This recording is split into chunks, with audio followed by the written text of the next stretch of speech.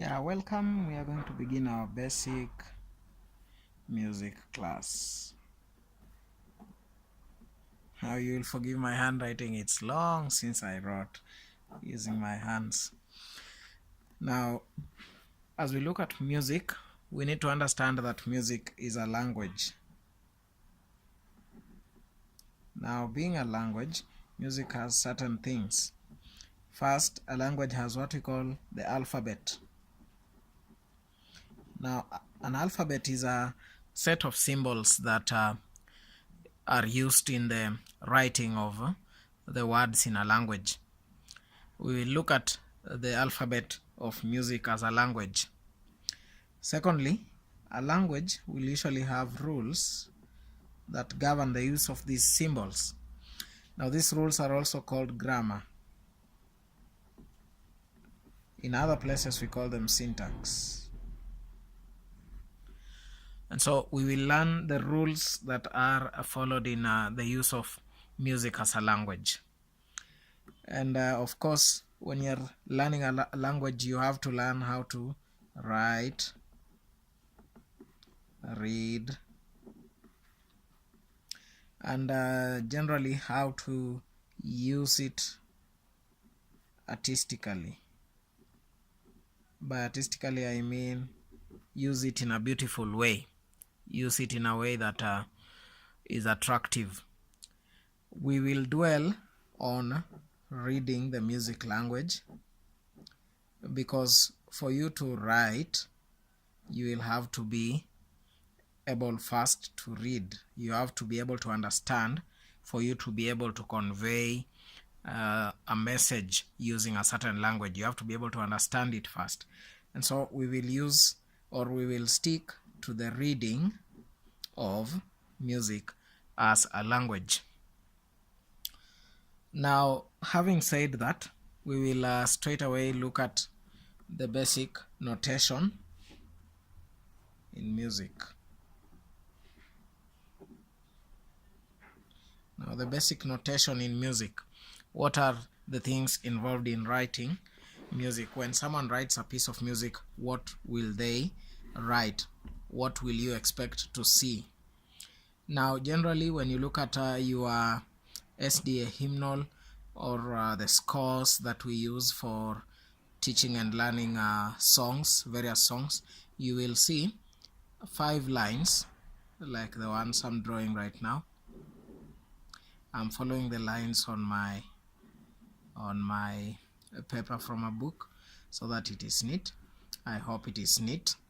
Now, with these 5 lines, usually you will have them in 2 sets. So let me put here another set of 5 lines.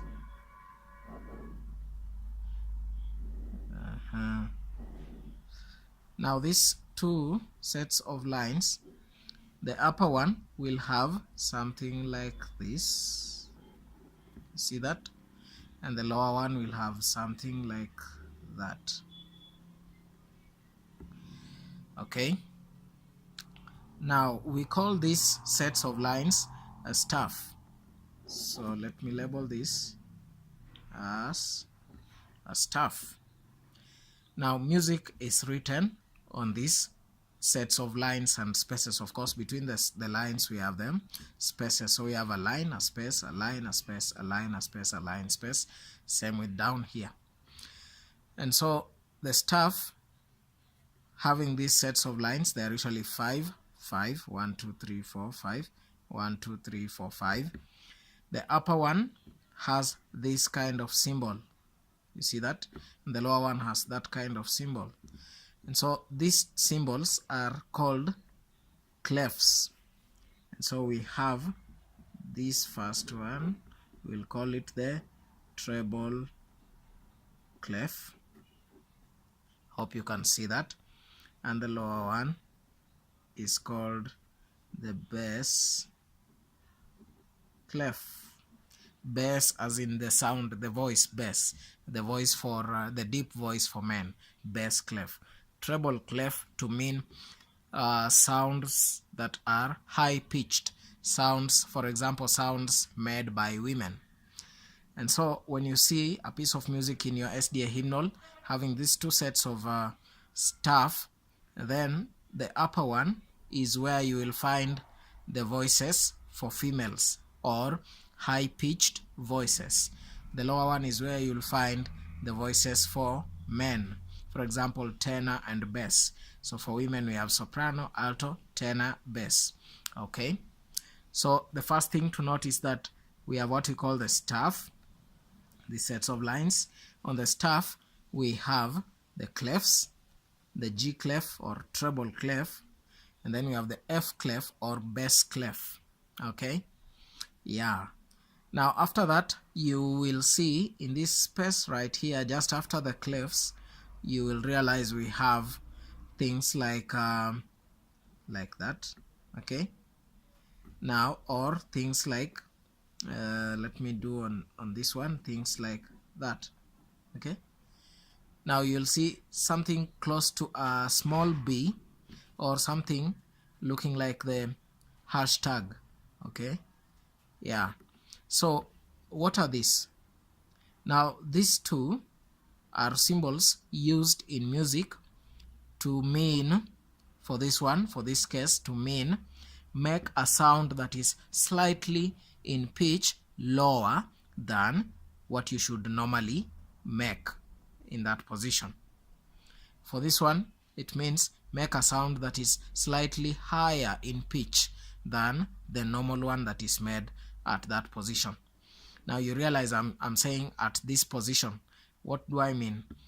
Whenever you have a piece of music written on a staff, the line on which the symbol is put or the space in which it is put determines the highness or lowness of the sound, or what we call pitch.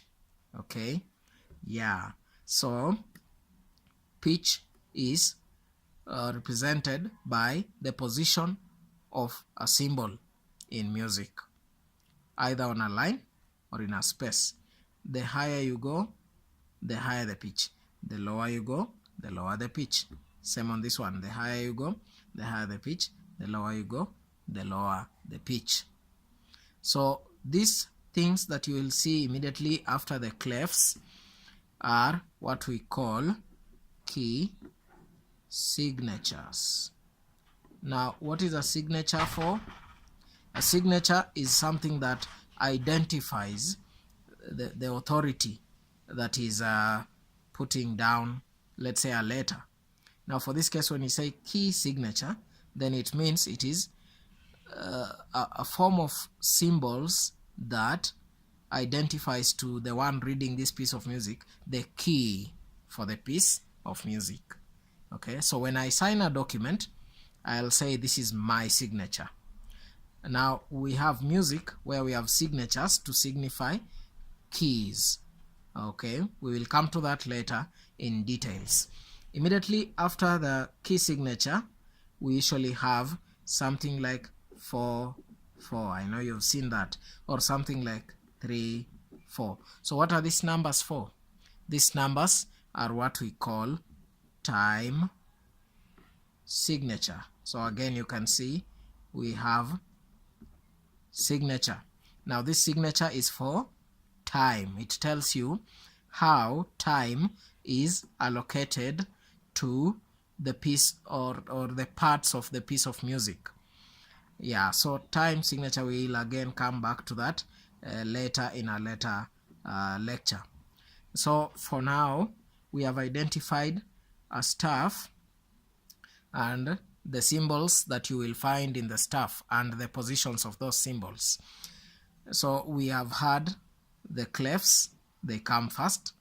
After the clefs, you have what we call the key signature, which can either be written using this symbol that looks like a small b. It is actually called a flat. Okay, let me put it here.